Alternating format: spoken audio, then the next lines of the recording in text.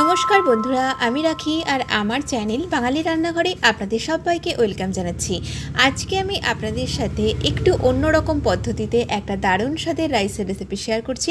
আমরা তো একঘেয়েমি ফ্রাইড রাইস যেমন বানাই তেমন বানিয়েই থাকি, তো আমার আজকের এই রেসিপিটা ফলো করে আপনারা অবশ্যই বানাবেন, দেখবেন ভীষণই খেতে ভালো লাগে। আর এই রাইসটা আপনারা চিকেন কষা, মাটন কষা, আলুর দম, পনিরের কোনো রেসিপি সব কিছুর সাথেই কিন্তু দারুণ খেতে লাগবে। তাহলে চলুন আর দেরি না করে আজকের এই রেসিপিটা আমরা দেখে নিই। রান্নাটা শুরু করার আগে প্রথমেই আমি একটা মশলার পেস্ট রেডি করে নিচ্ছি। এখানে একটা মিক্সার গ্রাইন্ডারের জারের মধ্যে নিয়ে নিলাম একটা ছোট সাইজের টুকরো করে কেটে নেওয়া পেঁয়াজ, নিয়ে নিচ্ছি এর মধ্যে 3 থেকে 4টে কাঁচা লঙ্কা, ঝালের পরিমাণটা নিজেদের স্বাদ মতো অ্যাড করবেন। দিয়ে দিচ্ছি এর মধ্যে কিছু গোটা মশলা, দারচিনি, এলাচ, লবঙ্গ আর প্রায় 7 থেকে 8টা দিয়ে দিলাম গোটা গোলমরিচ। সামান্য পরিমাণে জল দিয়ে দিলাম। এরপরে এর মধ্যে দিয়ে দিলাম বেশ কিছুটা 1 মুঠো মতো ফ্রেশ ধনেপাতাগুলোকে আগেই খুব ভালো করে আমি ধুয়ে নিয়েছি। এখন এটাকে একদম স্মুথভাবে একটা পেস্ট বানিয়ে নিচ্ছি। আমাদের এই পেস্টটা কিন্তু দেখুন সুন্দরভাবে রেডি হয়ে গেছে। তো এখন আমি রান্নাটা শুরু করছি। গ্যাসে একটা কড়াই বসিয়ে দিয়েছি, এর মধ্যে আমি দিয়ে দিলাম 1 টেবিল চামচ ঘি।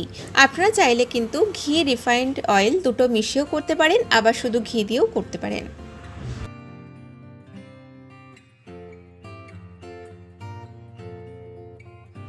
ঘিয়ের মধ্যে দিয়ে দিলাম একটা তেজপাতা ছিঁড়ে, আর দিয়ে দিচ্ছি প্রায় 25 গ্রাম মতো ভাঙা কাজু। এখন এই কাজুটাকে আমি একটু কম আঁচে হালকা করে ভেজে নিচ্ছি।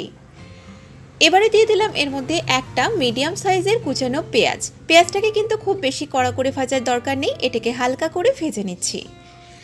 এই পেঁয়াজটা আমাদের হালকা ভাজা হয়ে গেছে। এবারে এর মধ্যে আমি দিয়ে দিলাম প্রায় 1/2 টেবিল চামচ মতো আদা রসুন বাটা। এখন কয়েক সেকেন্ড এটাকে নেড়ে নেব যাতে আদা রসুনের কাঁচাটে গন্ধটা চলে যায়।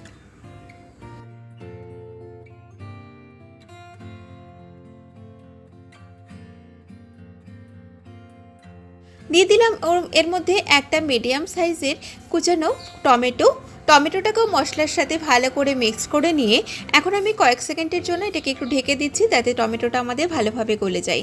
টমেটো সুন্দরভাবে গলে গেছে। এবারে এর মধ্যে কিছু সবজি আমি অ্যাড করে দিচ্ছি।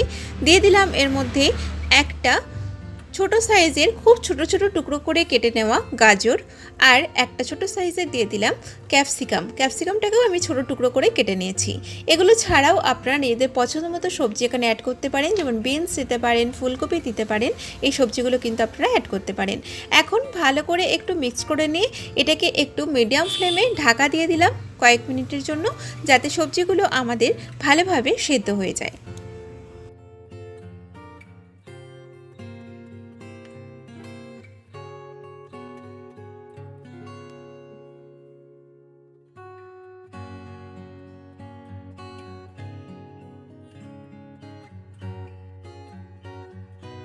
এই সবজিগুলো আমাদের বেশ অনেকটাই ভাজা হয়ে গেছে।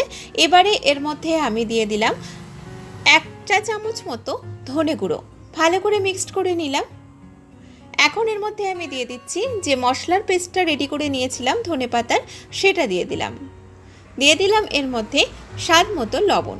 ভালো করে মিক্স করে নিয়ে এটাকে আবারও কয়েক সেকেন্ডের জন্য একটু ঢেকে দিলাম।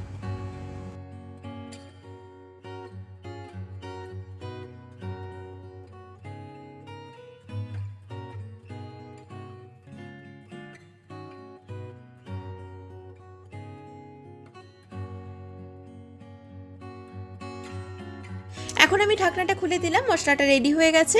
এবারে এর মধ্যে আমি রাইসটা দিয়ে দেবো, আর এই রাইসটা আমি আগে থেকে বানিয়ে রেখেছি। আর এখানে আমি প্রায় 250 গ্রাম বাসমতি চালের ভাত বানিয়ে নিয়েছি। আর দেখো রাইসটা কিন্তু একদম ঝরঝরে করে বানিয়েছি। আপনারাও কিন্তু বাসমতি চাল দিয়ে করার চেষ্টা করবেন। বাসমতি চালের নিজস্ব একটা সুন্দর গন্ধ আছে, তাতে কিন্তু এটা খেতে ভীষণই ভালো লাগে।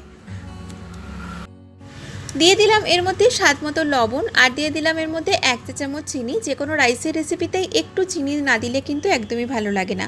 এখন এটাকে হালকা হাতে আমি নেড়ে নিচ্ছি। আর আপনারা দেখলেনই তো খুবই কম উপকরণে এবং খুব তাড়াতাড়ি কিন্তু এই রেসিপিটা হয়ে যায়। তো আপনারা কিন্তু অবশ্যই বাড়িতে একবার ট্রাই করবেন, দেখবেন ভীষণই ভালো লাগবে খেতে। আমার তো খুবই ভালো লেগেছে। আর এটা আপনারা চিকেন কষা, মাটন কষা, আলুর দম, পনির এগুলো সব কিছুর সাথেই পরিবেশন করতে পারবেন। তো এখন আমি আমি এটাকে আঁচটাকে একটু মিডিয়াম ফ্লেমে রেখে 5 মিনিটের জন্য ঢেকে দিচ্ছি।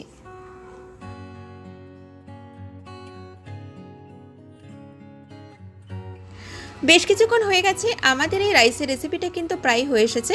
এখন নামানোর আগে এর মধ্যে দিয়ে দিলাম আমি হাফ চা চামচ মতো একটু গোলমরিচ পাউডার। আবার ওটিকে হালকা হাতে ভালো করে নেড়ে নিচ্ছি। আমাদের এই রাইসের রেসিপি পুরোপুরি রেডি হয়ে গেছে গরম গরম সার্ভ করার জন্য। আর যদি আজকের এই রাইসের রেসিপিটা আপনাদের ভালো লেগে থাকে, অবশ্যই আমার ভিডিওটাতে লাইক শেয়ার কমেন্ট করবেন, চ্যানেলটিকে সাবস্ক্রাইব করবেন। আর যারা এখনও পর্যন্ত আমার চ্যানেলটিকে সাবস্ক্রাইব করেছেন তাদেরকে অনেক অনেক ধন্যবাদ। সবাই ভালো থাকবেন, সুস্থ থাকবেন। আমি আবারও হাজির হব নতুন কোনো রেসিপি নিয়ে। নমস্কার।